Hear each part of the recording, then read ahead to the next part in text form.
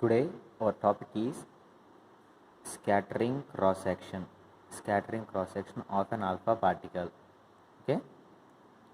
Let an so just read about this para. Let's an alpha particle of intensity n.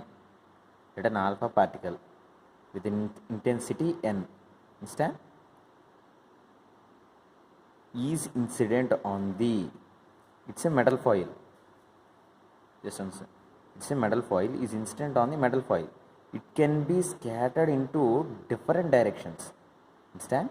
Can be scattered into this direction, this, in several directions. It can be scattered. Understand? The intensity beam, it can be scattered into all directions. Let dn be the number of scattered particles into solid angle d omega per unit time. Okay, here d omega is the angle between two scatters. So in between d omega angle, dn particles will scattered. Understand? In the d omega angle, dn particles will scattered from here. Understand?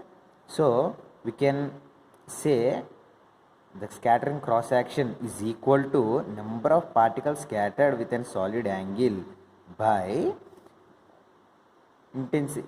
intensity of an alpha particle which is incident on the metal foil. Understand? Just say okay, this is the main the ratio of scattered particles into solid angle d omega per unit time to incident intensity is called scattering cross section is. So this is the number of the particle come with an angle d omega by intensity of an alpha particle. This is the scattering cross section.